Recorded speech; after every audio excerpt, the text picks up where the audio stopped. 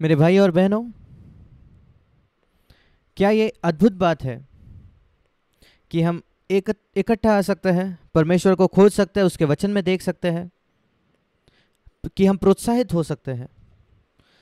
पहली बात जो मैं आपको दिखाना चाहता हूँ बाइबल से, हमारा विषय है परमेश्वर चाहता है कि हम सारे निराशा से मुक्त हो जाए, आज़ाद हो जाए। परमेश्वर के कई शीर्षक है, वो हमारा पिता है, पर उसका एक शीर्षक ये भी है रोमियो 15 में और उसके 5वें वचन में। यहाँ परमेश्वर का एक शीर्षक है जो हमें कभी नहीं भूलना है। रोमियो 15 उसका 5वां वचन, धीरज और शांति का दाता। और इंग्लिश में लिखा है परमेश्वर जो आपको धीरज और प्रोत्साहन देता है। शांति के जगह प्रोत्साहन लिखा है। परमेश्वर है जो हमें प्रोत्साहन दे सकता है, और उसका शीर्षक ही ये है, एक ऐसा परमेश्वर जो हमें प्रोत्साहन देता है, एक ऐसा परमेश्वर जो हमें धीरज देता है कि हम अंत तक धरे रहे।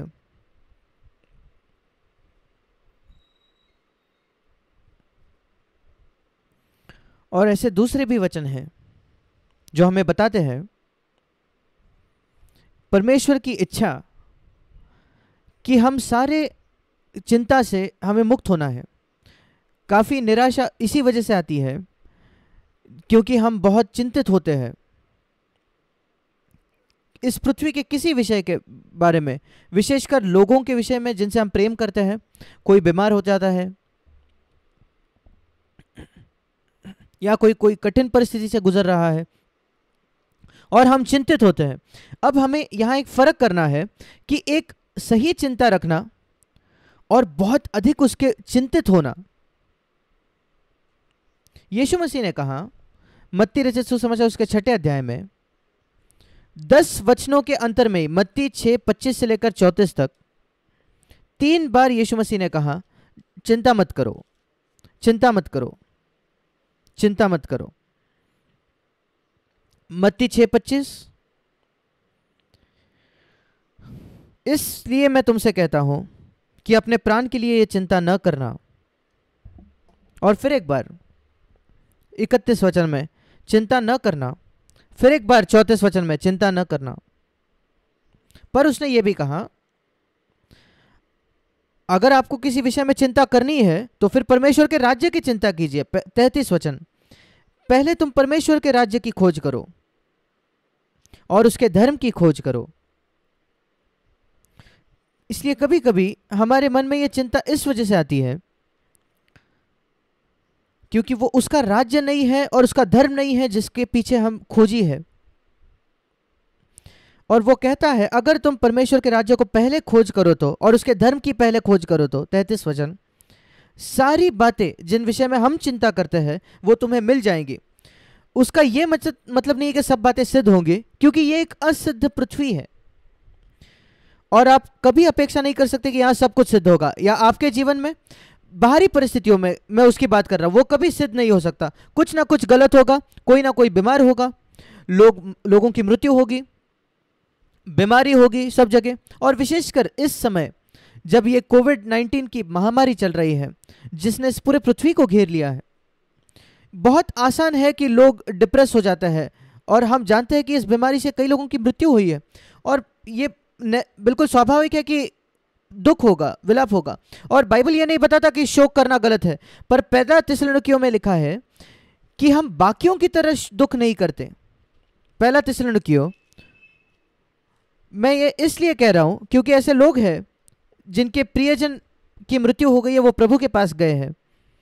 पहला थिस्सलुनीकियों उसका 4 अध्याय कहता है कि जो सो गए हैं, बाइबल कभी नहीं कहता कि मसीहों की मृत्यु हो गई है।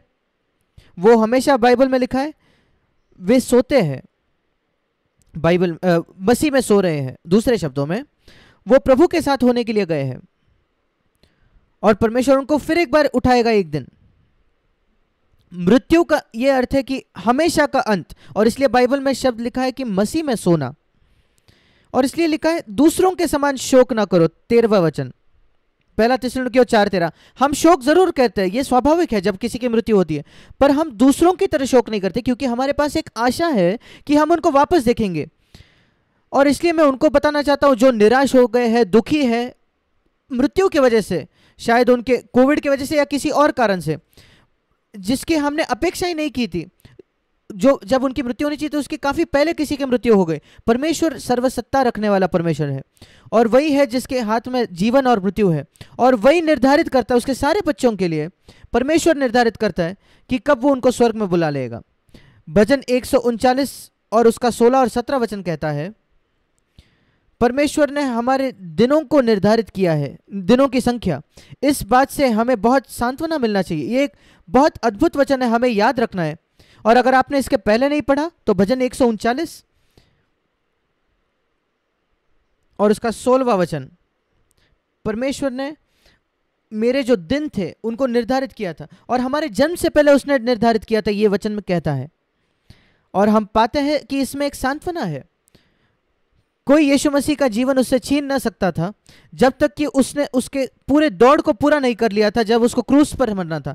एक बार उसको एक नीचे फेंकने की कोशिश की गई पर उसको नहीं फेंक पाए। जब एक आंधी आई, तूफान आई झील में, वहां असंभव था उसको मरना, क्योंकि परमेश्वर का वो समय नहीं था। और इसलिए मैं आप में से हर एक को ये कहना चाहता हूं, ये परमेश्वर का वचन है। आपको बहुत बड़ा संत होने की जरूरत नहीं। ये सब परमेश्वर छोटे बच्चों से प्रेम करता है, नवजात शिशु विश्वास में, जैसे वो उसके बड़े बड़े सेवकों से प्रेम करता है। पर मैं ये आपको बताना चाहता हूं, आपका सांत्वना करने के लिए और प्रोत्साहन देने के लिए, अगर आप परमेश्वर की इच्छा करने की कोशिश कर रहे हो और वही आपकी जीवन की महत्वाकांक्षा है, तो आपकी मृत्यु हो ही नहीं सकती परमेश्वर के समय के पहले। कोई भी किसी भी तरह शैतान आपको नहीं मार सकता, बीमारी आपकी मृत्यु नहीं ला सकती जब तक कि परमेश्वर का समय नहीं आ जाता। वो निर्धारित करता है कि हम कितने दिन जिएंगे। वो शायद बहुत लंबी आयु नहीं होगी, एक पूर्ण जीवन। इसका अर्थ ये नहीं होता कि जिसको संसार कहता है एक लंबी आयु। यीशु मसीह का जीवन बिल्कुल भरपूर जीवन था जो इस पृथ्वी पर कभी जिया गया। वो इस पृथ्वी को तब छोड़ के गया जब वो 33.5 वर्ष का था। फिर एक पूरा जीवन, भरपूर जीवन क्या है? परमेश्वर की इच्छा को पूरा करना। और मैं ये कहना चाहता हूं, क्योंकि हम जानते हैं कि हमारे प्रियजन मसीह के साथ होने के लिए, मसीह के साथ रहने के लिए गए हैं, हमें सोचना है उनके विषय में कि हमने उनको एयरपोर्ट पर जाकर सिर्फ देखा है, बाय कहा है। वो एक एरोप्लेन में गए हैं। सोचकर देखिए, ये आपके प्रियजन जिनकी मृत्यु हुई है, वो एक फ्लाइट में जब बैठते हैं और वो एक बेहतर देश में जाते हैं, इस देश से काफी बेहतर। क्या आप फिर निराश होते? हाँ, एक दुख होता कि शायद मैं इस व्यक्ति को काफी लंबे समय तक नहीं देखने वाला, क्योंकि ये व्यक्ति बहुत दूसरे देश के में गया। पर एक आनंद भी है कि ये जो मेरा प्रियजन एक बेहतर देश में गया है। और इसलिए जिसको संसार मृत्यु कहती है, उसका यही देखे कि वो एयरपोर्ट पर किसी को बाय कहना है कि जो एक बेहतर देश पर गया है, अलविदा कहना है। इसलिए हम दूसरों की तरह शोक नहीं करते। मैंने देखा है माता पिताओं को जो उनके बेटे को या बेटियों को, जब वो पढ़ाई करने कॉलेज में जाते हैं, किसी और जगह, एक बेहतर जगह कॉलेज में जाते हैं, और उनको एयरपोर्ट पर जब वो अलविदा करने आते हैं तो उनके माता पिता रोते हैं। वो क्यों रो रहे हैं? इस वजह से नहीं कि वो वापस उनके बच्चों को नहीं देखेंगे। उसका वजह यह है कि वो कुछ समय दूर होने वाले हैं। उनके दिल में तो खुशी है, वो खुश है कि उनके बच्चों को कॉलेज में भेजने के लिए, एक बेहतर जगह भेजने के लिए। और बिल्कुल इसी तरह हमें देखना है जिसको संसार मृत्यु कहती है। और हम शोक करते हैं, पर हम दूसरों की तरह शोक नहीं करते। और दूसरे भी कारण हो सकते हैं। उदाहरण तौर पर हमें मेडिकल के लोग बताते हैं कि क्लिनिकल डिप्रेशन कुछ होता है। ये एक मेडिकल बात है, मैं उसकी बात नहीं कर रहा। कुछ लोग का व्यक्तित्व ही ऐसा होता है और हम उनका न्याय नहीं करते, हम उनसे दया करते हैं। किसी और व्यक्ति का न्याय ना करें कि वो क्यों निराश है, बस अपने जीवन के विषय में चिंतित रहे, अपने आप के विषय में। हमारा ये बुलाहट नहीं कि हम दूसरों का न्याय करें, पर एक मसीही के लिए मेरा विश्वास है, परमेश्वर की ये इच्छा है कि हमें सारे चिंता से स्वतंत्र होना है और सारे निराशा से स्वतंत्र होना है, जो इस वजह से आती है क्योंकि हम एक अपने आप से बहुत बड़ी एक अपेक्षा रखते हैं। हम सिद्ध नहीं है, पर हम सिद्धता की ओर बढ़ते जा रहे हैं, और उसी मार्ग पर परमेश्वर हमें सांत्वना देता है हर समय। ऐसे लोग हैं जो निराश हैं, उनके गरीबी की वजह से, विशेषकर इन दिनों में जब लोगों की नौकरियां चले गई हैं, हमें उनके प्रति बहुत दयावान होना है।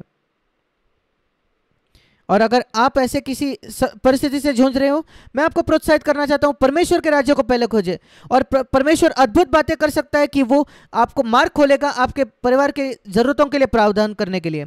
परमेश्वर बहुत ज़्यादा दिलचस्प है हमारे परिवार में, हमारे पत्नी और बच्चों के खाना खिलाने में, उनको शिक्षा देने में, ताकि वो कल एक नौकरी पाए। क्योंकि उसने हमें सिखाया कि हम प्रार्थना करें, हे हमारे स्वर्गीय पिता आज की रोटी तो हमें दे। वही प्रार्थना यीशु ने हमें करने सिखाई। उसने कहा कि तुम इसको हर दिन प्रार्थना कर सकते हो।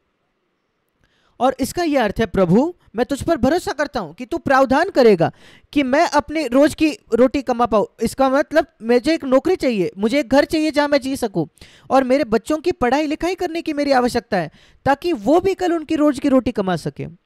और इस वजह से इसमें कुछ गलत नहीं है कि हम इन बातों को प्रभु से मांगे, और ये विश्वास रखें कि परमेश्वर किसी ना किसी तरीके से हमारे जीवन में सारी बातों को सही करेगा। उस तरीके से नहीं जिस तरीके से हम अपेक्षा करते हैं, पर जरूर वो हमारी चिंता करता है। ऐसे लोग हैं जो, उदाहरण शायद आप में से कोई विधवा है और आपके पति की मृत्यु हो गई। परमेश्वर विधवाओं का परमेश्वर है। यशायाह 54 कहता है परमेश्वर खुद आपका पति होगा। अब जब आपका शारीरिक पति गुजर चुका है, परमेश्वर आपका पति होगा, वो आपकी चिंता करेगा। हम जवान बच्चों के विषय में सोचते हैं, छोटे बच्चे, क्योंकि उनको उनके स्कूल में तकलीफ दी जाती है बड़े लोगों से या दूसरे लोगों से। ये बहुत साधारण बात हो गई, आज आम बात हो गई। शायद आपके बच्चे गुजर रहे हैं, हमें उनको प्रोत्साहित करना है। कोई बात नहीं अगर दूसरे लोग आपको तुच्छ जानते हैं, आप पर हंसते हैं, याद रखिए यीशु आपसे प्रेम करता है। उस बात से हमें अपने बच्चों को प्रोत्साहित करना है कि मांगे कि यीशु आपके साथ हो हमेशा। जब आप स्कूल जाओ, हमें अपने बच्चों को यह बताने की आवश्यकता है, और कि वो बहुत जवान उम्र में यीशु मसीह में विश्वास में आ जाए। और एक और बात मैं कहना चाहता हूं, अलग अलग प्रकार के हमारे व्यक्तित्व हो सकते हैं। कुछ लोग बहुत खुश होते हैं, सबसे बात कर सकते हैं, पर यह सिर्फ बाहरी होता है। कुछ लोग जो हमेशा हंसते हैं और बहुत खुशहाल होते हैं, अगर आप उनके निजी जीवन को देखो तो वो बहुत दुखी और निराश होते हैं। मैंने सुना है कई सर्कस में जो क्लाउन्स, जो जोकर होते हैं, वो आत्महत्या करते हैं। वो दूसरों को तो हंसाते हैं पर खुद जाकर वो आत्महत्या करते हैं। और मैंने दूसरों को सुना है जो एक्टर्स थे, जो नाटक करते थे, अभिनेता जो लोगों को हंसाने के मूवीज में काम करते थे और आत्महत्या करते हैं, उनका जो व्यक्तित्व है वो ऐसा है। हमें यह बात याद रखनी है कि कुछ लोग बहुत बात कर सकते हैं और कुछ लोग अंदर ही अंदर रहते हैं। परमेश्वर ने आपको जैसे बनाया उससे अलग होने की कोशिश ना करें। परमेश्वर ने हम सबको अलग बनाया है, और हमें कभी यह कोशिश नहीं करनी कि काश मैं दूसरे व्यक्ति जैसा बनता। परमेश्वर ने निर्णय लिया कि आप उनके जैसे ना बनो, आपको आपके जैसा ही बनना है। यह एक पहली बात है जो मैं आपको कहूंगा। बिल्कुल इससे संतुष्ट रहे जिस व्यक्तित्व को परमेश्वर ने आपको दिया है। जब आपका जन्म हुआ, मेरा जन्म हुआ, और मैं बहुत ही अंदर देखने वाला, मैं बहुत ज़्यादा लज्जाता था, शर्म आती थी। आप शायद इस पर विश्वास नहीं करोगे जब आप मुझे बात करते हुए सुनते हो, पर मैं बिल्कुल ऐसा ही था। मैं बिल्कुल भी ऐसा व्यक्ति नहीं था जो एक पार्टी में सबसे मुख्य स्थान ले सके या दूसरों को हाय कह सके, आसानी से बात कर सके। मेरे लिए बहुत कठिन था लोगों से जाकर बात करना और उनसे मित्रता करना, पर यह मेरा व्यक्तित्व था। पर जैसे मैं परमेश्वर को जानने लगा, मैंने पाया कि मेरी आनंद मैंने यीशु मसीह में पाया, और उसने मेरे व्यक्तित्व को बदल दिया। और जब आप अपने आनंद को यीशु में पाते हो और लोगों की रजामंदी नहीं चाहते, आप अपने आप को बदलने की कोशिश ना करें, क्योंकि आपको लोगों को प्रसन्न करना है। प्रभु मैं एक आनंदी मसीह होना चाहता हूं तेरी उपस्थिति में।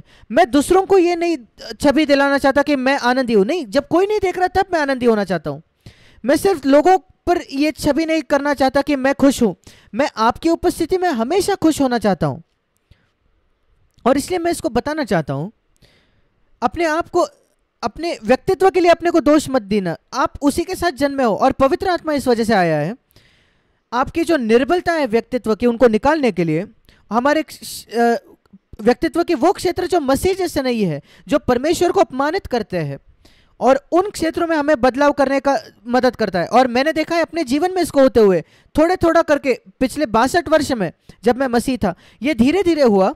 पर यही तो मसीह जीवन है। मसीह जीवन एक यात्रा है जो सिद्धता की ओर। हम सिद्ध नहीं है। मसीह जीवन एक पर्वत पर चढ़ने जैसा है, सिद्धता का पहाड़। और यीशु मसीह भी इस पृथ्वी पर आया बिल्कुल हमारी तरह, और वो हमारी तरह परखा गया, पर उसने कभी पाप नहीं किया। यह हमारा व्यक्तित्व नहीं है कि हमें चिंता करनी है जिसके विषय में, हमें पाप के विषय में चिंतित होना है। और बहुत सारी निराशा लोगों के जीवन में इस वजह से आती है क्योंकि हम दूसरों की तरह होने की कोशिश करते हैं। विशेषकर स्त्रियां अपने चेहरे को देखती है, मैं उतनी सुंदर नहीं दिखती जितने मैं होना चाहता हूं, या दूसरी स्त्री इतनी मैं सुंदर नहीं हूं जो ज्यादा सुप्रसिद्ध है। और आप गलत चीज की खोज कर रहे हो। बाइबल बताती है, क्या आप जानते हो बाइबल क्या बताती है? सौंदर्य के विषय में, सुंदरता के विषय में और शारीरिक सुंदरता के विषय में हमें समझना है कि बाइबल क्या बताता है, फिर आपको विश्राम रहेगा। पुरुष और स्त्रियों दोनों के लिए अच्छा है। नीति वचन 31 और उसका 30 वचन, ये दो बातें हैं जिसको इस संसार बहुत बढ़ावा देता है स्त्रियों में, कि वो मनुष्यों को प्रलोभित करे और उनको आकर्षित करे। मूवी के जो स्टार्स होते हैं, नीति वचन 31-30, शोभा झूठी है और सुंदरता वो व्यर्थ है। दो बातें जो ये संसार एक स्त्री में बढ़ावा देता है कि शोभामान बनो, और शारीरिक सुंदरता, बाइबल ये बातें बताती है कि ये जो शोभा दिखती है किसी स्त्री में, वो धोखा देने वाली है, झूठी है, वो आपको मूर्ख बनाने के लिए है, वो आपको मूर्ख बनाता। और कई पुरुष इससे मूर्ख बन जाते हैं। वो बिल्कुल मूर्ख हो जाता है कि एक शोभामन, एक सुंदर स्त्री, जब वो उससे शादी करते हैं सिर्फ उसके सुंदरता की वजह से, और दुर्भाग्यपूर्ण उसके साथ विवाह करते हैं, बाद में वो पाते हैं कि वो व्यक्ति बहुत बुरा हो सकता है, बहुत स्वार्थी हो सकती है, और बिल्कुल मसीह जैसे नहीं हो सकते। शोभा जो है वो झूठी है, फंसाने वाली है। वो चीज जो बहुत आकर्षक दिख रही है एक बहुत शोभामान स्त्री में, वो एक धोखा है। और शारीरिक सुंदरता, बाइबल उसको व्यर्थ कहती है। नीति वचन 31-30, आप बहनें बिल्कुल निराश ना होना अगर आप उतनी शोभामान नहीं है, उतनी आकर्षक नहीं है दूसरों की तरह, क्योंकि बाइबल ये बातें निराशा लाती है, और इन बातों से हमें निराश नहीं होना चाहिए। और मैं चाहता हूं कि आप छुटकारा पाए इससे। परमेश्वर एक ऐसा परमेश्वर है जो हमें प्रोत्साहन देता है। सबसे आकर्षक, अच्छे दिखने वाले स्त्रियां वो नए जन्म पाए हुए मसीह नहीं है। उनमें से कई लोग वो मूवीज में है, मूवी स्टार्स है, और वो मॉडल्स है, वो शैतान की सेवा कर रहे हैं। ये वो है जो बहुत आकर्षक है। परमेश्वर ने शारीरिक सुंदरता इस वजह से नहीं दी, उसके सारे बच्चों को नहीं दी, पुरुषों को भी नहीं। और इसलिए हमें निराश नहीं होनी है अपने हम कैसे दिखते हैं हमारे व्यक्तित्व की वजह से। कुछ लोग निराश होते हैं क्योंकि वो ज्यादा ऊंचे नहीं है, लंबे नहीं है, वो लंबा होना चाहते हैं। काफी चीजें शारीरिक है। हमें यह देखना है कि परमेश्वर हम सबको अलग बनाता है। वो निर्धारित करता है हम कितने लंबे होंगे, हम कितने अच्छे दिखेंगे, हमारा व्यक्तित्व क्या होगा। कई बार हम निराश हो सकते हैं क्योंकि आपका परिवार दूसरों के इतना अच्छा परिवार नहीं है। शायद दूसरों के माता पिता आपके लिए, दूसरों के लिए अधिक प्रावधान करते हैं आपसे ज्यादा। परमेश्वर ने इन बातों को निर्धारित किया। एक बार हम विश्वास करते हैं कि सर्वशक्तिमान परमेश्वर ने यह निर्णय किया कि मैं किस परिवार में जन्म लूं और किस प्रकार के मेरे पास प्रावधान हो, संसाधन हो मेरे परिवार के पास। परमेश्वर की इच्छा में मैं एक सांत्वना प्राप्त करता हूं, उसकी इच्छा कुछ भी क्यों ना हो। और जैसे आप इसमें बढ़ोतरी करते हो, आप पाओगे कि परमेश्वर दूसरे लोग आपसे कैसे बर्ताव करता है उस पर भी नियंत्रण करता है। मैंने देखा है अपने जीवन में। रोमियो 8:28 कहता है परमेश्वर सारी बातों से अच्छाई उत्पन्न करता है उनके प्रति जो उससे प्रेम करते हैं। क्या आप निराश हो सकते हो अगर आपके जीवन में सब कुछ अच्छा काम कर रहा है? तो ये एक अद्भुत वचन है, सबसे जाना माना वचन है मसीहों में। रोमियो 8:28, परमेश्वर सब बातें मिलकर भलाई को उत्पन्न करता है उसके लिए जो उससे प्रेम करते हैं। सबके लिए नहीं, जो परमेश्वर से प्रेम रखते हैं। और क्या आप जानते हो वो कौन सी बात है परमेश्वर के प्रेम के जो सबसे बड़ा शत्रु है? वो बहुत जरूरी है समझना। परमेश्वर के सबसे बड़ी बात जो हमें बाधा डालती है परमेश्वर से प्रेम रखने से, वो है पाप। हाँ, पाप तो है, पर यीशु मसीह ने कहा लूका 16 में और उसका 13वां वचन, लूका 16:13, पैसा ये शायद परमेश्वर के विरुद्ध खड़ा है। और अगर आप पैसे से प्रेम करो तो परमेश्वर से आप बैर करोगे। क्या आप ये जानते हो? इस वचन को, लूक 16:13 पढ़कर देखिए। सब लोग जो पैसे से प्रेम करते हैं वो परमेश्वर से बैर रखते हैं, घृणा करते हैं। ये सच्चाई है, आप उसको पसंद करें या ना करें। आप कहोगे कि आप परमेश्वर से घृणा नहीं करते, मैं आशा करता हूं कि आप नहीं करते, पर अगर आप पैसे से प्रेम रखते हो तो बाइबल बताता है कि आप परमेश्वर से बैर करते हो। आप जाने या नहीं, शायद आप बड़े घृणा करने वाले नहीं हो, पर परमेश्वर की थोड़ी घृणा आपके मन में है और उस वजह से शायद आप निराश हो, क्योंकि फिर आपके पास जीवन में दूसरी महत्वाकांक्षा है परमेश्वर की इच्छा पूरी करने के बजाय। मैं आपको ये ईमानदारी से बताना चाहता हूं मेरे भाइयों मेरे बहनों,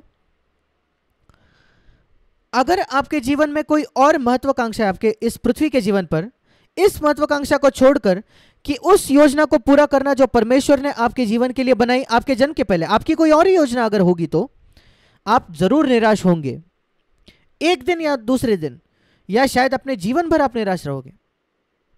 पर अगर आप ये बात डिसाइड करो कि मेरे जन्म के पहले प्रभु, भजन 139 उसके 16वें वचन के हिसाब से, तेरे पास मेरे जीवन के लिए एक योजना थी। तूने योजना की कि मैं किससे शादी करूं, मैं कहां जीऊंगा, मैं कितना पैसा कमाऊंगा, मेरे माता पिता कौन होंगे, और बहुत सारी बातें मेरे जीवन पर जिस पर मेरा कोई नियंत्रण नहीं है।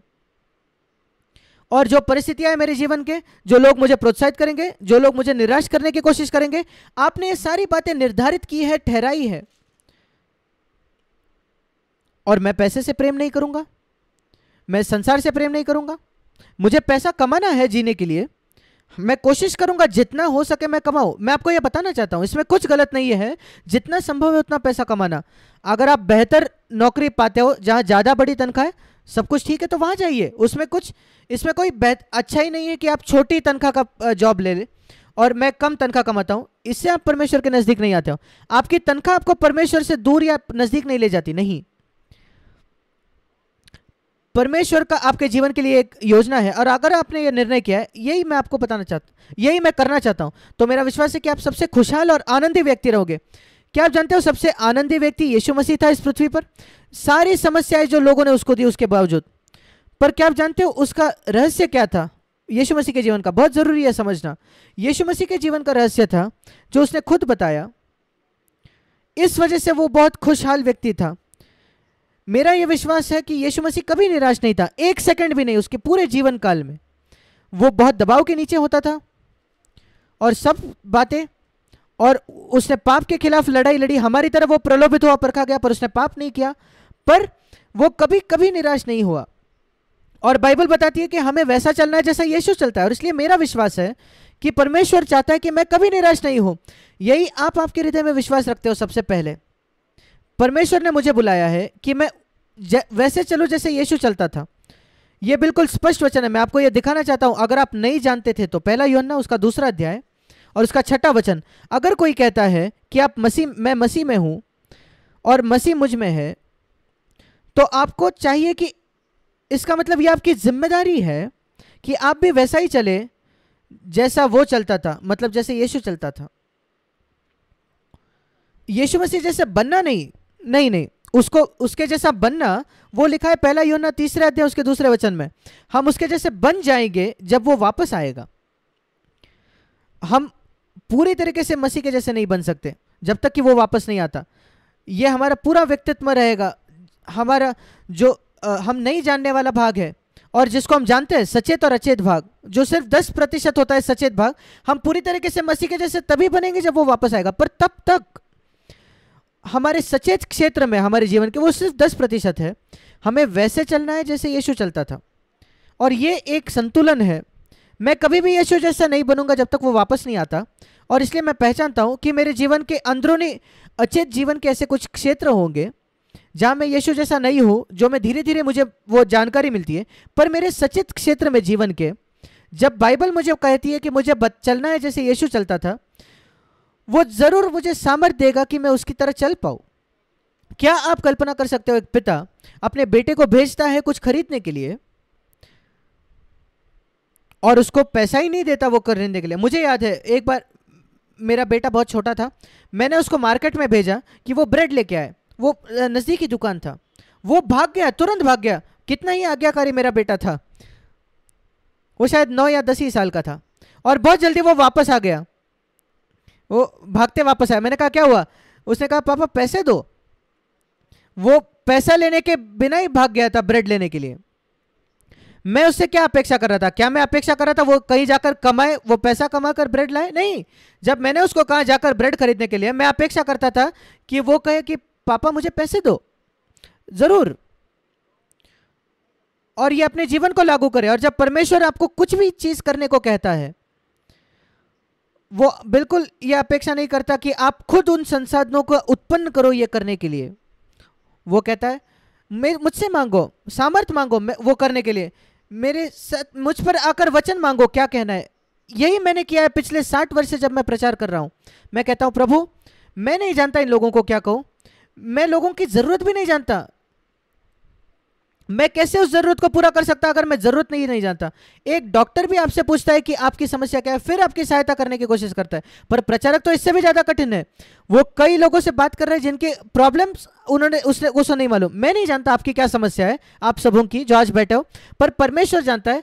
और मैं कहता हूं प्रभु आप मुझे एक सही वचन दो ताकि ये सारे लोग जो सुन रहे हैं उनके सहायता कर सके।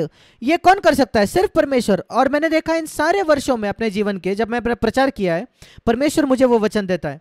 और मैं ये जानता हूं क्योंकि लोग मेरे पास आकर कहते हैं भाई जैक ये बिल्कुल वही वचन था जो मेरी जरूरत थी। जो आर्टिकल्स हम भेजते हैं उसमें भी जो लेख भेजते हैं, कई हमें जवाब आते हैं। ये हमारी बुद्धिमानी की वजह से नहीं है, बिल्कुल नहीं, मेरी कोई जिम्मेदारी नहीं है इसमें। परमेश्वर मुझे कुछ देता है और मैं दूसरों को देता हूं और मैं उसका श्रेय नहीं ले सकता। पर मैं क्या कहता हूं, परमेश्वर लोगों की जरूरत जानता है और वो आपकी जरूरत जानता है। और अगर आप उससे मांगो तो वो आपको देगा। कई बातें मेरा विश्वास है हम नहीं पाते क्योंकि हम मांगते ही नहीं।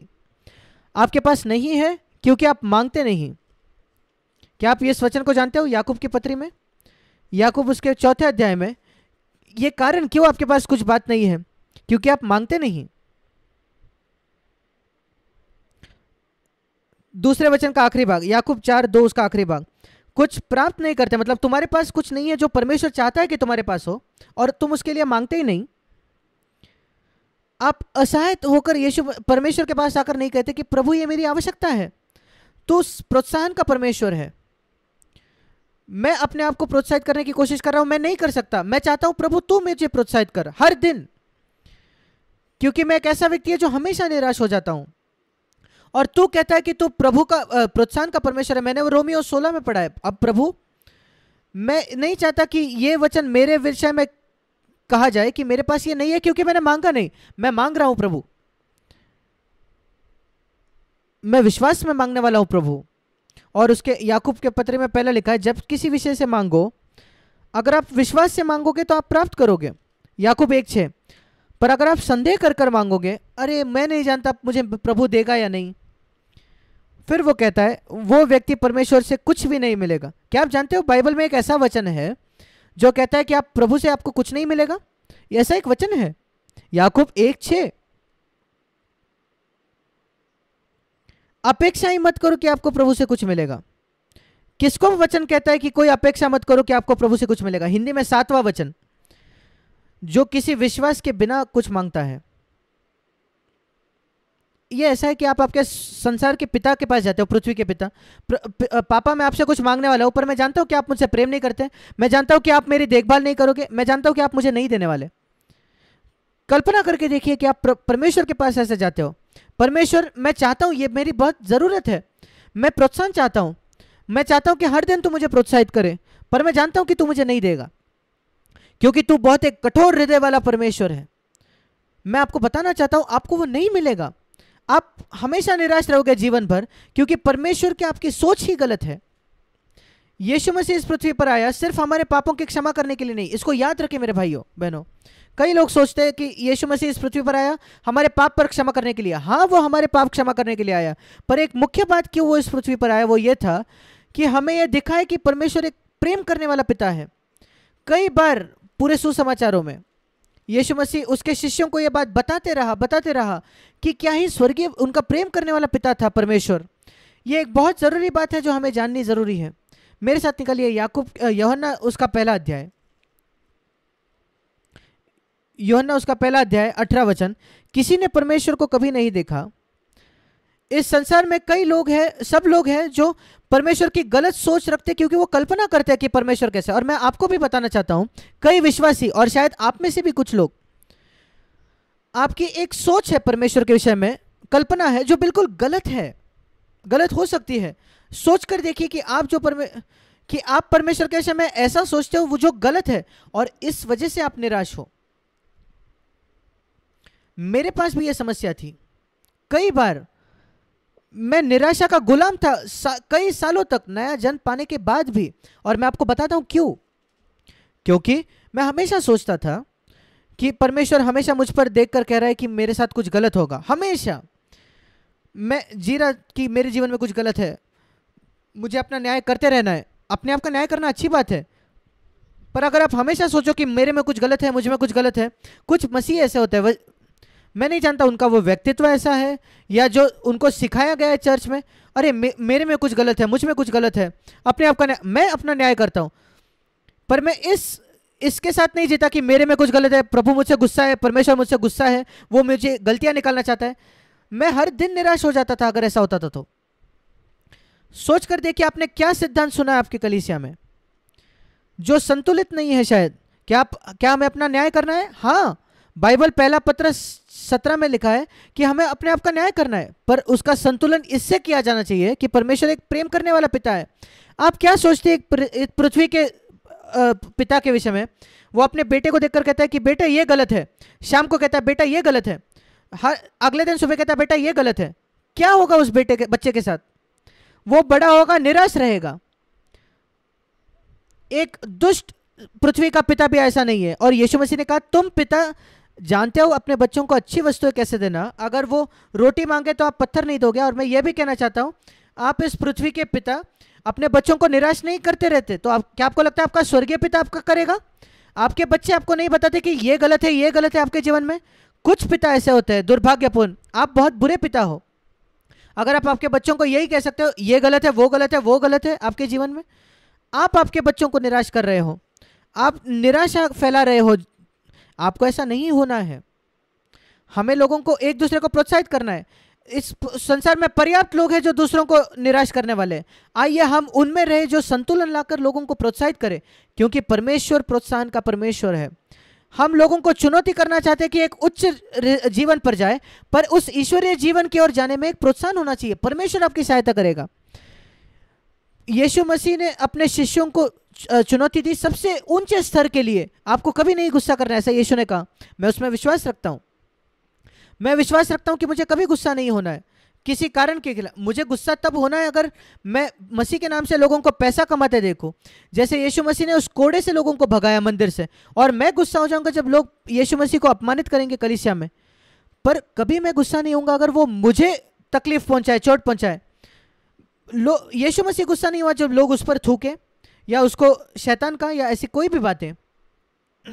क्या ये ऊंचा स्तर है कि हमें गुस्सा नहीं होना है? सिर्फ जब परमेश्वर की महिमा की बात है। हमें किसी स्त्री पर कुदृष्टि नहीं करनी है, एक बार भी लालसा से नहीं देखना है, सारे बैरियों से प्रेम रखना है। हर एक व्यक्ति जो श्राप देता है उससे हमें आशीषित करना है और अच्छाई भलाई करनी है जो हमारे प्रति बुरे हैं। क्या ही बड़ा स्तर है, ऊंचा स्तर है। पर उसने हमें उस ऊंचे स्तर पर नहीं छोड़ दिया। उसने शिष्यों से यह नहीं कहा कि तुम्हें ऐसा जीना है, ऐसा जीना है, तुम्हें दूसरा से प्रेम करना है जैसे मैं तुमसे प्रेम करता हूं। वो निराश हो जाते थे। उसके अंत में उसने कहा मैं अभी तुम्हें पवित्र आत्मा की सामर्थ दूंगा। रुकना, परमेश्वर तुमको पवित्र आत्मा से भर देगा और फिर तुम सामर्थ पाओगे। यीशु ने कहा कि आप इस स्तर के अनुसार जी पाओ जो मैंने तुम्हें दिया है। और जब आप वचन को पढ़ते हो, सिर्फ उस स्तर को ना देखें जो परमेश्वर ने आपके लिए रखा है। आप एक ईमानदार मसीह हो और आप निराश हो जाते हो क्योंकि आप उस स्तर तक नहीं पहुंचे हो।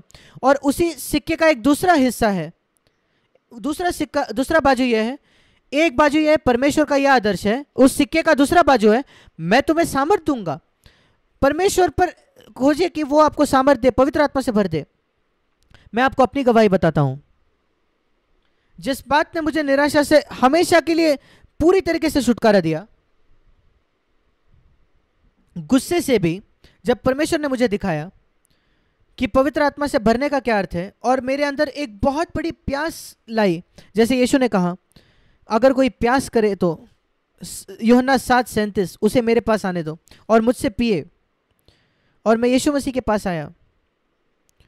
ये कई सालों के बाद जब मेरा नया जन्म हो चुका था, 16 वर्षों के लिए मेरे नए जन्म के बाद मैं बार बार निराश होता था। मैं डिप्रेस हो जाता था, मैं हारा हुआ था, गुस्सा होता था। मेरे शादी के बाद भी मैं घर पर गुस्सा करता था। मैंने कहता था कि परमेश्वर ये तेरी इच्छा नहीं है। मैं इतना हारा हुआ था, मैं कह सकता है कि मैं बिल्कुल गड्ढे के निचले सतह तक पहुंच गया। और परमेश्वर वहां मुझसे मिला और उसने मुझे पवित्र आत्मा से भर दिया और उसने मेरे जीवन की दिशा को बदल दिया। 46 वर्षों पहले मैं सिद्ध नहीं हूं तब से, पर तब से वो जो ग्राफ है वो ऊपर ऊपर ऊपर जा रहा है, वो मैं कह सकता हूं। उसके पहले हमेशा नीचे नीचे नीचे नीचे जा रहा था। और क्या हुआ, मैंने देखा कि मैं ये जीवन जी ही नहीं सकता। यहां एक ऊंचा स्तर है, पर मैंने सिक्के के दूसरे बाजू को नहीं देखा कि परमेश्वर मुझे सामर्थ्य भी देगा उस आदर्श के अनुसार जीने के लिए। मैं बस आदर्श को देखकर निराश हो जाता था। अगर मैं सिक्के के दूसरे बाजू को देखता, उस वायदे को कि तुम सामर्थ्य पाओगे जब पवित्र आत्मा आकर तुम्हें भरता है, और वही हुआ उन शिष्यों के साथ, प्रेरितों के साथ। वो एक बंद कमरे में जी रहे थे, निराश थे, डरे हुए थे, और एक दिन उस बंद कमरे में वो पवित्र आत्मा से भर गए और अचानक उन्होंने दरवाजा खोल दिया और वे पूरे संसार में चले गए, बिल्कुल चुनौती पाकर, पवित्र आत्मा की वजह से, और प्रोत्साहन पाकर, और दूसरों के लिए वो आशीष बन गए। ये परमेश्वर की आप में से हर एक के लिए इच्छा है।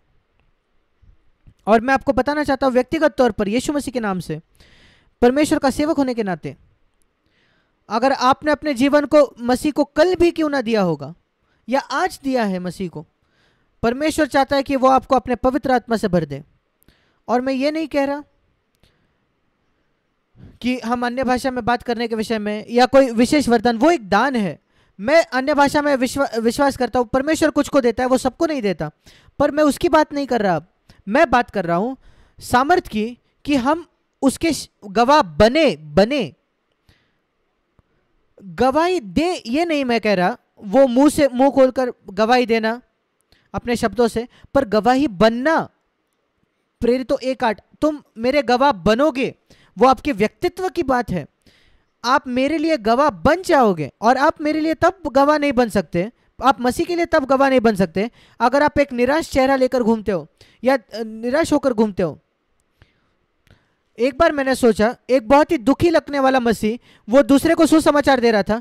वो कहता है कि तुम मसीह को क्यों स्वीकार नहीं करते? वो कहता है नहीं, मुझे मसीह नहीं चाहिए, मेरे ही समस्या बहुत सारे, मुझे तुम्हारी तरह निराशा नहीं चाहिए। ये कैसे गवाही है?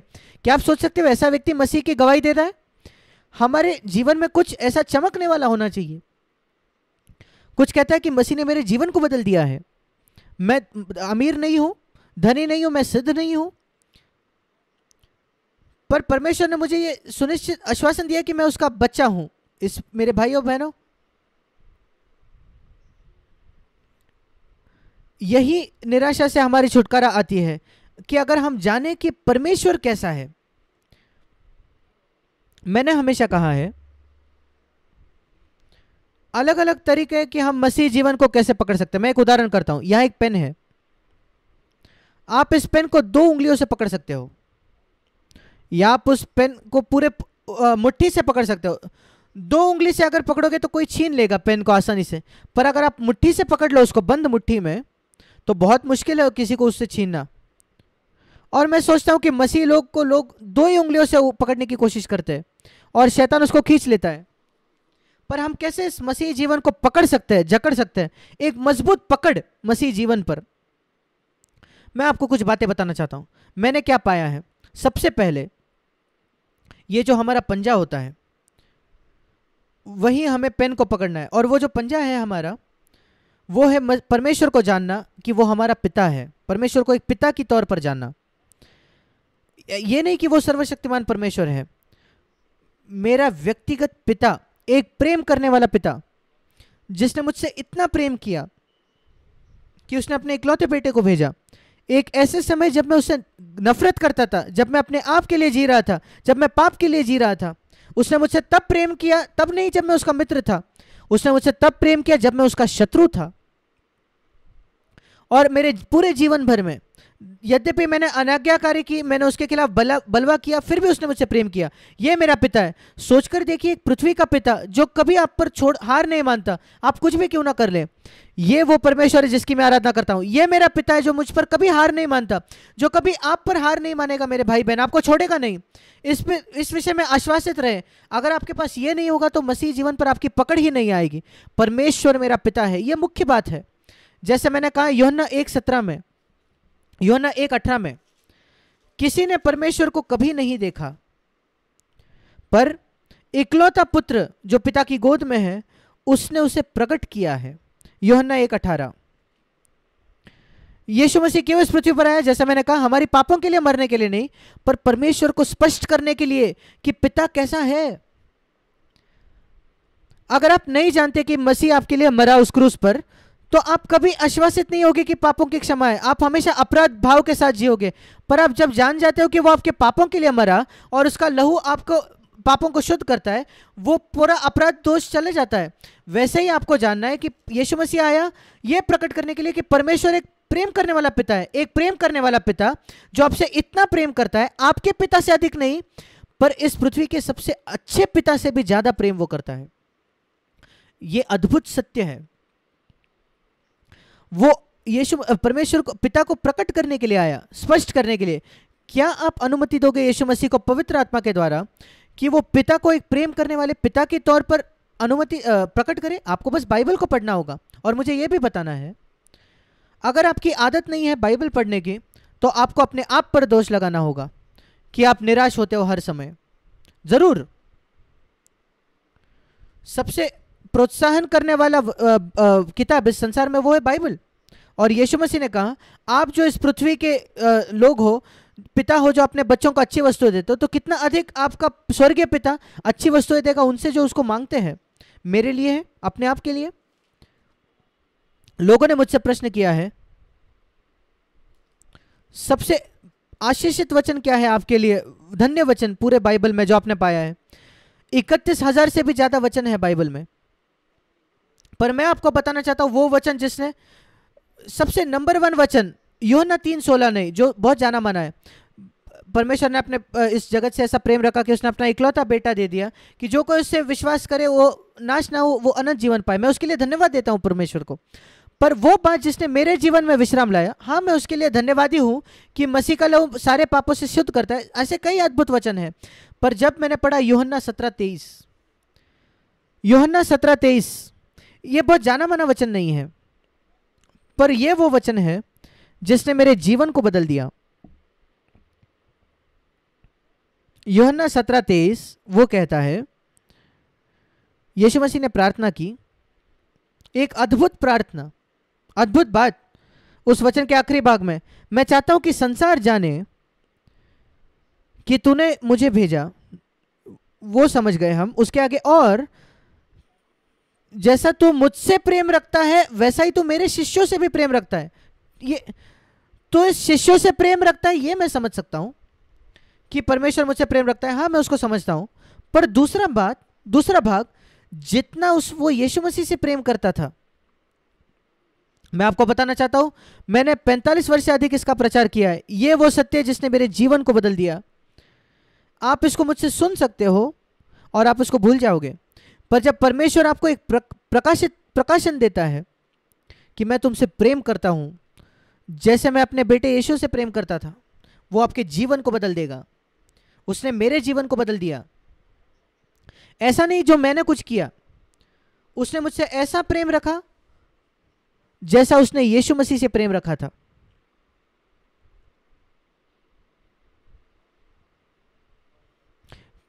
क्यों परमेश्वर ने अपने बेटे से प्रेम किया जब वो इस पृथ्वी पर था? क्योंकि उसके बेटे की एक ही इच्छा थी, और वो थी पिता को प्रसन्न करना। यीशु मसीह के जीवन का रहस्य वो यूहन्ना 6 उसके 38 वचन में। यूहन्ना 6:38, मैं स्वर्ग से आया अपनी इच्छा पूरी करने के लिए नहीं, वरन अपने भेजने वाले की इच्छा पूरी करने के लिए। इस वजह से पिता ने उससे प्रेम किया। उसने बाद में यह भी कहा कि परमेश्वर मुझसे प्रेम करता है क्योंकि मैं उसकी आज्ञाएं मानता हूं। और उसने हमसे भी यह कहा, अगर तुम मुझसे आज्ञाओं करोगे, आज्ञा मानोगे तो मेरा पिता तुमसे प्रेम करेगा और वो हम तुम्हारे पास आएगा। यूहन्ना 14:21, यूहन्ना 14:21, जिसके पास मेरी आज्ञाएं हैं और वो उसे मानता है वही मुझसे प्रेम रखता है। यूहन्ना 14:21, जिसके पास मेरी आज्ञाएं हैं, क्योंकि वो बाइबल पढ़ता है और उनको मानता है पवित्र आत्मा के सामर्थ्य के द्वारा, अपने सामर्थ्य से नहीं, वो है जो मुझसे प्रेम रखता है। और जो मुझसे प्रेम रखता है मेरा पिता उससे प्रेम रखेगा। अच्छा, परमेश्वर का एक विशेष प्रेम है उनके लिए जिनके अंदर ये इच्छा है और लालसा है, तीव्र इच्छा है कि हर आज्ञा माने जो यीशु मसीह ने दी है।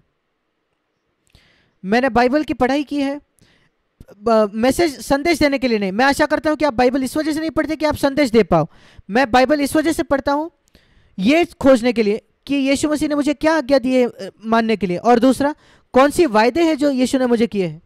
इस वजह से मैं बाइबल को पढ़ता हूं। उसने मुझे क्या करने के लिए बुलाया है, वो कौन से वायदे हैं जो वो मुझे बाइबल में देता है कि मैं उन वायदों को रख पाऊं, उन आज्ञाओं को रख पाऊं। और जब मैं ये करता हूं, यहां लिखा है पिता मुझसे प्रेम करेगा जैसे वो यीशु से करता था। ये अद्भुत सत्य है और जिस प्रकार से मुझे ये सत्य मिला वो ऐसा था। यीशु मसीह हमारा बड़ा भाई है, ऐसा बाइबल बताती है।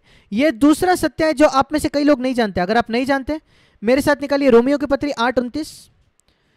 परमेश्वर ने ये चाहता है कि हम यीशु मसीह जैसे बन जाए।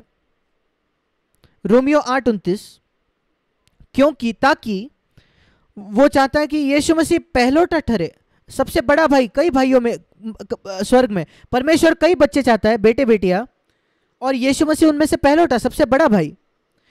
यीशु मसीह सिर्फ हमारा प्रभु ही नहीं है, पर रोमियो 8:29 के जैसा लिखा है, मेरा सबसे बड़ा भाई। और वो मेरी आंखें खोल देता है ये समझने के लिए। मेरे 4 बेटे हैं और मैंने अपने पहलोटे के लिए जो कुछ किया मैंने बाकी बच्चों के लिए भी किया। मेरे पास कोई पक्षपात नहीं, शून्य पक्षपात। मैंने कोशिश की पूरी तरीके से पक्षपात से मैं स्वतंत्र हो जाऊं, जैसे मेरे बच्चों से मैंने बर्ताव किया उसमें। कुछ माता पिता पक्षपाती होते हैं अपने कुछ बच्चों के विषय में। मैं आपको बताना चाहता हूं, अगर आप ऐसे हो, आप दुष्ट हो। मैं फिर एक बार कहूंगा, आप एक दुष्ट माता या पिता हो अगर आप पक्षपाती हो अपने किसी भी एक बच्चे के लिए। परमेश्वर बिल्कुल पक्षपाती नहीं है। पक्षपात ये पाप है। और मैं ये समझ गया कि मैं कभी पक्षपाती नहीं होऊंगा अपने बच्चों के प्रति। जो मैं एक के लिए करूंगा वो मैं दूसरे के लिए भी करूंगा। अगर मैं एक को डांटता हूं तो दूसरों को भी डांटूंगा। वो सब मेरे लिए एक समान है। और परमेश्वर मेरे से लाखों लाखों लाखों गुना बेहतर पिता है, और इसलिए परमेश्वर में तो पक्षपात हो ही नहीं सकता, शून्य। और बाइबल रोमियो 2 में कहते भी है कि परमेश्वर के साथ कोई पक्षपात नहीं है। और अगर यीशु मसीह पहलोटा है, बड़ा भाई है, और अगर परमेश्वर के साथ कोई पक्षपात नहीं है, तो जो कुछ परमेश्वर ने बड़े भाई के लिए किया वो मेरे लिए भी करेगा जो छोटा भाई है। जैसे मैं, अगर तुम बुरे होते हुए भी अपने बच्चों के साथ पक्षपात नहीं करते तो तुम्हारा स्वर्गीय पिता कैसा कोई पक्षपात नहीं करेगा अपने बच्चों के साथ। और उसमें यीशु सबसे पहलोटा बच्चा है। उसने मेरे जीवन में ऐसा बड़ा सांत्वना लाया। यूहन्ना 17:23, वो मुझसे वैसा प्रेम रखता है जैसे वो यीशु से प्रेम रखता था। वो मेरे लिए वैसे देखभाल करेगा जैसे उसने यीशु की देखभाल की। क्या आप कल्पना कर सकते हो क्या ही सांत्वना हृदय में आएगा। समझ लो, ये परमेश्वर आपको भौतिक तौर पर दिखाई देता है, परमेश्वर प्रकट होता है। परमेश्वर शारीरिक तौर पर आपके सामने प्रकट होकर कहता है, मैं तुम्हारी देखभाल करने वाला हूं, बिल्कुल वैसे जैसे मैंने यीशु के लिए देखभाल की जब यीशु संसार में था। हाँ, मैंने अनुमति दी कई लोग मेरे बेटे को अपमान करे और उसको मार दे, पर मैं तेरे जीवन में भी परिस्थितियां न दूंगा, पर मैं चिंता करूंगा। मेरी इच्छा के बाहर कुछ नहीं आएगा। मैं चाहता हूं तो अपने आप को मेरे प्रति समर्पित कर। यीशु मसीह कभी भूखा नहीं गया, उसको जाकर भीख नहीं मांगनी पड़ी किसी से पैसे के लिए, उसको 1 रुपया किसी से उधार न लेना पड़ा। और मैं तुम्हारे जीवन को ऐसा बनाऊंगा कि तुम्हें कभी किसी से उधार नहीं लेना पड़ेगा, कभी मनुष्य पर निर्भर नहीं होना पड़ेगा, कभी किसी मनुष्य से डरना नहीं पड़ेगा। तुम मेरे बेटे यीशु जैसे बनोगे। सोच कर देखिए कि परमेश्वर प्रकट होकर आपको यह कहेगा। क्या आप कल्पना कर सकते हो उसके बाद कभी आप निराश होते हो? पर उसने बाइबल में यह कह चुका है। जब मैं बाइबल को पढ़ता हूं, यह ऐसा है कि परमेश्वर मेरे सामने खड़ा होकर कुछ कह रहा है कि मैं तुमसे प्रेम रखता हूं जैसे मैंने यीशु से प्रेम रखा। अगर तुम मुझे मेरी आज्ञा मानोगे, जैसे मेरे बेटे ने मेरी आज्ञा मानी, अगर तुम्हारे अंदर लालसा है मेरी आज्ञा मानने के, तुम सिद्ध नहीं हो यीशु जैसे, पर उससे कोई फर्क नहीं पड़ता। अगर तुम्हारे अंदर लालसा है उसके जैसे चलने की और मेरी आज्ञा मानने की, परमेश्वर कहता है मैं तुम्हारे साथ रहूंगा जैसे मैं यीशु के साथ था।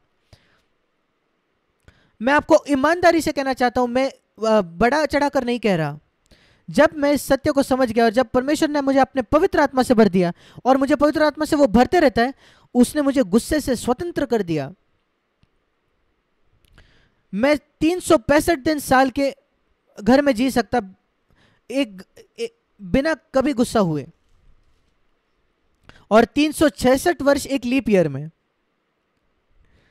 पूरी तरीके से स्वतंत्र और निराशा से स्वतंत्र कर दिया। मैं ये नहीं कहता कि मैं प्रलोभित नहीं होता, मैं प्रलोभित होता हूं, पर मैं उसको सामना करता हूं। प्रलोभन हमारे जीवन के अंत तक होता रहेगा। मैं ये नहीं कहता कि आप प्रलोभित नहीं होगे, आप प्रलोभित रहोगे निराश होने के लिए, आंखों से लालसा करने के लिए, झूठ कहने के लिए प्रलोभन, फंसाने के लिए, धोखा देने के लिए, पैसे से प्रेम करने के लिए, काफी गलत बातें करने के लिए प्रलोभित, गुस्सा होने के लिए। पर प्रलोभन और पाप ये अलग अलग है। आप उसका सामना कर सकते हो, आप उसको विरोध करके उससे जयवंत हो सकते हो। परमेश्वर आपको पवित्र आत्मा का सामर्थ्य देगा।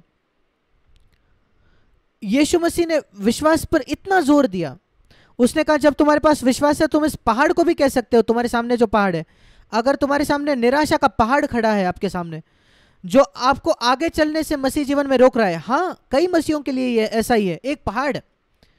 यीशु मसीह ने कहा तुम उस पहाड़ से बात कर सकते हो कि निकल जाओ यीशु मसीह के नाम से, मैं निराश नहीं रहूंगा, मैं परमेश्वर की स्तुति करूंगा। और मैं कोई मनोवैज्ञानिक ट्रिक या मनोवैज्ञानिक बात नहीं कर रहा कि कुछ मनोवैज्ञानिक कहते हैं अपनी सोच बदल दो, नहीं मैं ऐसा नहीं कर रहा। मैं कह रहा हूं एक प्रेम करने वाला पिता। मैंने कहा ये पंजे के विषय, ये मुट्ठी के विषय में सबसे पहले परमेश्वर को पिता के तौर पर जानना। दूसरी बात, ये हमारा जो अंगूठा होता है, ये बात जानना कि यीशु मसीह का लहू आपको सारे पापों से शुद्ध करता है। पहला यूहन्ना 1:7 और 9, 7 और 9 वचन, अगर हम अपने पापों को मान ले, वो धर्मी और न्यायी है कि हमारे सारे पापों को शुद्ध करे। उतना ही नहीं, रोमियो 5:9 भी ये भी बताता है हम धर्मी ठहराए गए यीशु मसीह के लहू के द्वारा। धर्मी ठहराए जाने का अर्थ है मानो आपने एक भी पाप नहीं किया अपने पूरे जीवन में। मैं बहुत ज्यादा निराश होता था कि प्रभु मैं फिर एक बार गिर गया, फिर एक बार पाप में गिर गया। पर जब मैंने ये पहचाना यीशु मसीह का लहू मुझे धर्मी ठहराता है, और इब्रानियों 8 में लिखा है 12वें वचन में, मैं तुम्हारे पापों को फिर स्मरण न करूंगा। मैंने कहा पिता फिर मैं कभी उसके विषय में चिंता नहीं करूंगा, तू मेरे पापों को याद नहीं करता, वो चले गया है, मैं धर्मी ठहराया गया हूं मसीह के लहू के द्वारा। और इस वजह से मसीह का लहू मेरे लिए ये करता है, वो मुझे शुद्ध करता है, मुझे धर्मी ठहराता है। उसके बाद अगली उंगली, 5 उंगलियां है। सबसे हमारा पंजा जो है परमेश्वर को पिता के तौर पर जानना, हमारी अंगूठा मतलब धर्मी होना और शुद्ध होना मसीह के लहू से। उसके बाद ये उंगली परमेश्वर का वचन। मनुष्य केवल रोटी से नहीं बल्कि हर उस वचन से जिएगा जो परमेश्वर के मुख से आता है, और उसने हमें बाइबल में जो दिए है। अगर आपके पास बाइबल अपनी ही भाषा में है, मैं आपको बताना चाहता हूं, मैंने कई लोगों को यह कहा है, अगर आपके पास बाइबल अपनी भाषा में है, अपनी मातृभाषा में, और आप पढ़ सकते हो और आप उसको नहीं पढ़ते, फिर आपकी यही योग्यता है कि आप धोखा खाओ, आपका यही योग्यता है कि आप निराश रहो। यह बिल्कुल ऐसा है, अगर खाना आपके सामने रख दिया जाए और आप खाना नहीं खाते और आप कहते हो कि मैं भूखा हूं, फिर यह क्या है भाई? खाना आपके सामने रखा है, आप खाते नहीं और आप कहते हो कि मैं भूखा हूं। परमेश्वर ने आपको उसका वचन दिया है अपनी ही भाषा में, उसने आपको पढ़ाई लिखाई करना सिखाया जहां पढ़ सकते हो, और आप उसको पढ़ते नहीं बार बार, फिर आप इसी लायक हो कि आप धोखा खाओ और आप निराश हो, और सारे लोग आपको धोखा देते इस संसार के। आप उसके लायक हो, योग्य हो, आप आलसी हो। बाइबल के वचन को पढ़ना शुरू करो, उसको आदत बना लो हर दिन। अपने आप से कहो आज अगर बाइबल नहीं पढ़ा तो मैं खाना नहीं खाऊंगा। इसको नियम बना लो अपने जीवन में, मैंने आज बाइबल नहीं पढ़ा, मुझे आज खाना नहीं खाना चाहिए। अगर आप सचमुच विश्वास रखते हो कि आपका आत्मा आपके शरीर से ज्यादा जरूरी है, मैं आपको बताना चाहता हूं कैसे आप पूरी तरीके से निराश हो सकते हो, निराशा से मुक्त हो सकते हो अपने जीवन के हर दिन। मनुष्य केवल रोटी से नहीं जिएगा परंतु हर एक वचन से जो परमेश्वर के मुख से निकलता है। और हजारों लाखों वचन है इस किताब में जो मुझे निराशा से छुटकारा के लिए लिखे हैं। और अगर आप उसको पढ़ोगे ही नहीं, ये एक डॉक्टर की तरह जो कहता है आपकी ये बीमारी है, इस गोली को ले लो, हर दिन लेना, आप छुटकारा पाओगे। आप वापस आते हो डॉक्टर के पास, डॉक्टर मैं अभी भी बीमार हूँ 6 महीने के बाद। डॉक्टर कहते हैं क्या आपने दवाई ली जो मैंने दी थी? नहीं डॉक्टर, मैं भूल गया, महीने में 1 बार मैं लेता था। डॉक्टर कहेगा इसलिए आप बीमारी गई नहीं, इसलिए आप अभी भी निराश हो। मनुष्य रोटी से नहीं बल्कि परमेश्वर के मुख से निकलने वाले वचन। आपके पास बाइबल है आपके सामने, आपके घर में, आप उसको पढ़ते नहीं। इसमें कोई आश्चर्य की बात नहीं कि आप निराश हो। ये दूसरी उंगली, परमेश्वर का वचन। तीसरी उंगली, पवित्र आत्मा का सामर्थ्य। ये कोई मनोवैज्ञानिक नहीं है, ये सोच का बदलाव नहीं है, ये कल्पना करने की कोशिश नहीं है, नहीं मैं इस प्रकार जीने वाला हूं, ऐसा नहीं है। आपको यह पहचानना है कि आपके पास सामर्थ्य नहीं है निराशा पर जय पाने के लिए, आपके पास सामर्थ्य नहीं है पाप पर जयवंत होने के लिए, आपके पास वो धैर्य नहीं है, साहस नहीं है एक गवाह बनने के लिए। मैंने ये कहा, मुझे याद है जब मैं मसीह के लिए गवाही देने की कोशिश करता था, गवाह बनने की, प्रभु मुझे शर्म आती है रास्ते में खड़े रहकर प्रचार करने की, और मुझे एक ट्रैक देने की शर्म आती है कि उसको मसीह के बारे में मैं कैसे बताऊं। तू मेरे लिए उस क्रूस पर लटकने के लिए शर्म नहीं आई तुझे, पर मुझे शर्म आ रही है। मैं नहीं चाहता कि मैं शर्मिंदा महसूस करूं, पर मेरे पास सामर्थ नहीं है प्रभु, मेरे पास वो हियाव नहीं है कि मैं दूसरों के पास जाकर गवाही दूं तेरे विषय में। पवित्र आत्मा से भर दे। मैंने प्रार्थना की, परमेश्वर ने मुझे पवित्र आत्मा से भर दिया और मेरे पास हियाव आ गया उसके लिए, एक गवाह बनने के लिए मसीह के लिए। और इन 60 वर्षों में जब मैं प्रचार कर रहा हूं, हाँ मैं 60 वर्षों से प्रचार कर रहा हूं, परमेश्वर ने मुझे सामर्थ्य दिया है। आज भी जब मैं प्रचार करने आता हूं, मैं कहता हूं प्रभु मैं नहीं जानता क्या कहूं, मैं नहीं जानता इन सारे लोगों की जरूरतें, तू जानता है उनकी जरूरत को। और ऐसा नहीं कि एक पेशेंट एक डॉक्टर के पास आता है, यहाँ 100 लोग आए हैं और मुझे सबकी सहायता करनी है एक ही समय पर। कौन इस बात के लिए पर्याप्त है? मनुष्य बिल्कुल नहीं, मैं बिल्कुल नहीं। पर मैं कहता हूं परमेश्वर तेरे पवित्र आत्मा के द्वारा ऐसी कोई जरूरत नहीं है जिसको मैं अपने जीवन में पूरा ना कर पाऊं या दूसरे लोगों में। अगर तू मुझे बुलाता है लोगों की सेवा करने के लिए, फिर तू जरूर मुझे सामर्थ्य देगा। वो मुझे रोटी लेने नहीं खरीदेगा, ब्रेड करने का, और मुझे पैसा नहीं देगा। मैं पिता था, मैंने ऐसा नहीं किया। मैंने आपको बताया मेरा बेटा भाग कर आया, मैंने कहा बेटे जब मैंने तुझे कहा ब्रेड लाने के लिए, मैं अपेक्षा करता था कि तू मुझसे पैसा मांगे, मैं ये अपेक्षा नहीं कर रहा था कि तू खुद जाकर पैसा कमाए। मैं वहां कुछ सीखा जो मैं कभी नहीं भूला हूं। अगर परमेश्वर मुझसे कुछ करने कहता है, वो अपेक्षा नहीं रखता कि मैं खुद उसको उत्पन्न करूं, उस सामर्थ्य को वो करने के लिए। चिंता मत करो परमेश्वर कहता है, और वो अपेक्षा करता है कि मैं उस सामर्थ्य को, क्षमता को उत्पन्न करूं निराशा पर जय पाने के लिए। नहीं, वो मुझसे अपेक्षा करता है कि मैं उसके पास जाकर कहूं पापा। मैं उसको पापा कहता हूं, पापा इब्रानी भाषा में अब्बा, आपकी जो कोई मातृभाषा है, अब्बा पापा तूने मुझसे कहा है कि मैं ये बनूं, अब मुझे सामर्थ्य दे। तूने मुझे कहा कि सदा आनंदित रहो प्रभु में, फिलिपियो 4:4, मुझे अब आनंद सामर्थ्य दे। तूने मुझे कहा है कभी चिंता नहीं करना है, फिलिपियो 4:6, अब मुझे सामर्थ्य दे। तुम बाइबल में अगर आप कुछ भी पढ़े जो परमेश्वर आपको आज्ञा देता है, अपने क्षत्रियों से प्रेम करो, पिता मैं नहीं कर सकता, मुझे सामर्थ्य दे। क्या आप जानते हो बाइबल इसलिए दिया गया है कि आपको चुनौती दी जाए कि आप परमेश्वर के पास जाओ। ये तीसरी बात, 1 2 3। चौथी बात, पवित्र आत्मा का सामर्थ्य, उसके खोजी बने। और फिर 5वीं बात, ये चौथी उंगली, क्रूस का मार्ग। यीशु मसीह ने कहा अगर तुम मेरे पीछे आना चाहो तो अपने क्रूस को हर दिन उठाना पड़ेगा। लूक 9:27, मेरे पीछे आ जाओ। मैं आपको यह बताना चाहता हूं, एक बात निराशा से जय पाने के लिए, वो ये कहने के लिए कि मैं अपने लिए मरने वाला हूं हर दिन। अपने आप को इनकार करके ये कहना प्रभु तू उस क्रूस के मार्ग हर दिन चला, मैं अपने आप के लिए मरना चाहता हूं हर दिन, मैं अपने हकों के लिए, अधिकारों के लिए मरना चाहता हूं। अगर लोग मुझे अपमानित करें, मैं एक मरे हुए व्यक्ति जैसे उनको प्रतिक्रिया देना चाहता हूं।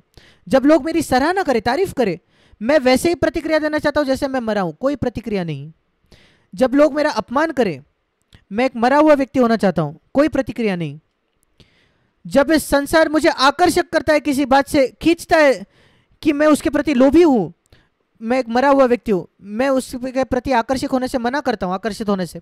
अगर आप ये मार्ग नहीं चुनोगे तो आप जरूर निराश होगे, जरूर। क्रूस का मार्ग, अपने आप को मरना हर दिन। और आखिरी बात, छठी बात, मसीह की देह से संगति। परमेश्वर ने हमें यह नहीं बुलाया कि हम अकेले जिए, वो चाहता है कि हम संगति रखें दूसरों के साथ। बाइबल बताती है कि एक दूसरे को प्रोत्साहित करो, इब्रानियों 3 अध्याय के 13वें वचन में। नहीं तो आप पाप के धोखे से आपका हृदय कठोर हो जाएगा।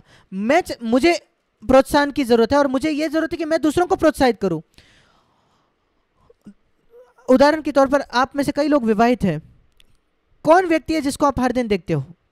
आपके पति, आपके पत्नी। मैं आपको एक प्रश्न पूछना चाहता हूं।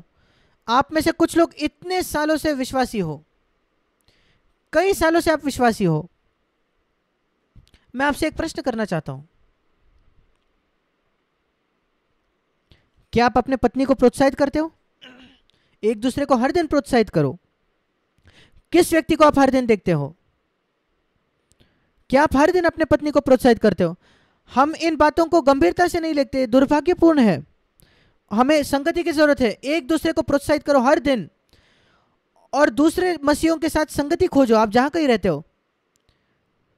फोन पर फेलोशिप, ये भी अच्छी बात है। अगर हम शारीरिक तौर पर नहीं मिल सकते अब इस समय, जब हम घरों से बाहर नहीं निकल सकते, मिल नहीं सकते पहले की तरह, जब महामारी नहीं थी तब मिल सकते थे, हम फिर भी संगति कर सकते हैं फोन पर। हाँ, हमें संगति खोजनी है। यह मत सोचना कि हम मसीह जीवन को अपने आप जी सकते हैं। मैं परमेश्वर को धन्यवाद देता हूं कि मेरे पास दूसरों के साथ संगति, और हमेशा मैं खोजता हूं संगति को दूसरों के साथ, विशेषकर जो मुझसे अलग है। वो मुझे संतुलित बना देते हैं। मैं बिल्कुल सिद्ध संतुलित व्यक्ति नहीं हूं। मैं अपना संतुलन मसीह की देह में पाता हूं। सेवकाई में भी, हमारे कलीसियाओं में, मेरी सेवकाई अकेली वो अच्छी नहीं है, हमारे कलीसियाओं के लिए पर्याप्त नहीं है। मुझे दूसरों के संतुलन की आवश्यकता है।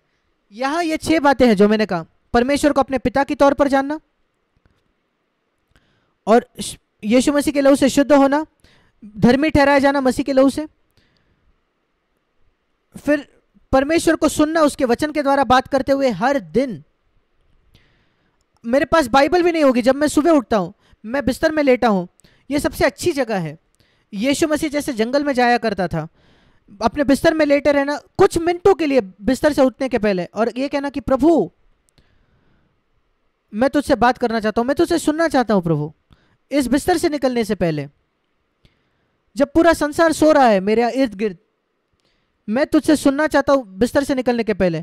यह आपके जीवन में बहुत बड़ा अंतर लाएगा, बदलाव लाएगा। और उसके बाद चौथी बात, मैं पवित्र आत्मा से भरना चाहता हूं हर दिन, प्रतिदिन, एक बार नहीं, मैं पवित्र आत्मा से हर दिन भरना चाहता हूं।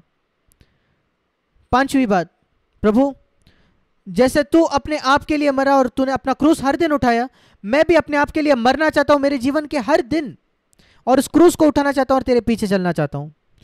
मैं उस क्रूस के मार्ग पर चलना चाहता हूं। और फिर छठी बात, मैं लोगों से संगति खोजना चाहता हूं मसीह की देह में। प्रभु तो मेरी सहायता कर कि मैं संगति को खोजूं दूसरों के साथ मसीह की देह में। और अगर आप इन बातों को मानो, अनुसरण करो, तो मेरा भरोसा है कि परमेश्वर आपको सहायता देगा जहां आप निराशा पर जयवंत होते हो। मैं एक वचन आपके लिए पढ़ना चाहता हूं अंत में, रोमियो की पत्री 8 उसका पहला अध्याय, पहला वचन। और इसलिए अतः अब जो मसीह यीशु में उन पर दंड की आज्ञा नहीं। ये एक ऐसा वचन है जो बाइबल आपसे कहता है, परमेश्वर आपसे कहता है, परमेश्वर आपको दंड नहीं देता। अपने आप पर दोष मत लगाए, दंड मत देना। परमेश्वर में कोई दंड की आज्ञा नहीं है।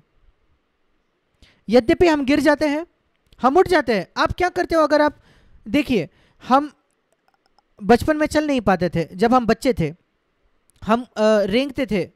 फिर एक ऐसा समय आया अपने जीवन में, शायद आप जब 1 वर्ष के थे, जब आप चल पाए अपने पाँव पर। हमारे मसीह जीवन में भी बिल्कुल ऐसा है। शुरुआत में हम एक ऐसे काल से होकर गुजरते हैं, हम नहीं जानते कैसे चलना है, हम गिरते उठते गिरते उठते, और फिर एक दिन हम चलना सीख लेते हैं। वो एक अद्भुत दिन है। कितना एक उत्सुक होता है माता पिता जब उसके बच्चे चलना सीख जाते हैं। परमेश्वर भी बहुत उत्साही होता है जब आप चलना सीख गए हो, एक जैवंत जीवन में प्रवेश कर चुके हो। पर यद्यपि हम चलना भी सीख गए हैं आज, हम में से कोई नहीं कह सकता कि मैं फिसल के नहीं गिरूंगा। नहीं, आप फिसल सकते हो, केले के छिलके पर फिसल कर गिर सकते हो, पर गिरने के बाद आप क्या करते हो? आप वही नहीं लेटे रहते निराश होकर, नहीं, आप उठ जाते हो, आप चलना जारी रखते हो। वो हमारा उदाहरण है। ठीक है, आप चलना सीख गए हो, आप जयवंत हो गए हो, पर जय पाने वाले भी कभी ना कभी गिरकर फिसल जाता है, पर वो उठ खड़ा होता है। वो बार बार नहीं गिर रहा जैसे वो बच्चा था तब। आप हर दिन नहीं गिरते चलते वक्त 20 बार जैसे एक बच्चा गिरता है, नहीं। आखिरी बार कब आप कभी गिरे थे चलते चलते? शायद हम सोच भी नहीं सकते, बहुत कई बार। और यही आपके मसीह जीवन में होगा, आपका गिरना कम कम होते जाएगा, पर आप कभी नहीं कह सकते कि मैं कभी नहीं गिरूंगा। मैं आज भी ये नहीं कह सकता, शारीरिक तौर पर या आत्मिक तौर पर मैं जानता हूं कि वो कम कम कम होते जा रहा है। मैं ज़्यादा स्थिर होते जाता हूं अपने पैरों पर आत्मिक तौर पर, और यही आपके साथ भी होगा। परमेश्वर की इच्छा है कि हम बढ़ोतरी करें अपने मसीह जीवन में, पर हम उसके बावजूद फिसलेंगे, पर कोई दंड की आज्ञा नहीं है, शून्य। और मैं आशा करता हूं ये शब्दों से आपने प्रोत्साहन पाया। मैं इस बात को भी कहूंगा, कुछ लोग अपने आप को दंड की आज्ञा देते हैं क्योंकि वो एक सेवकाई खोज रहे हैं।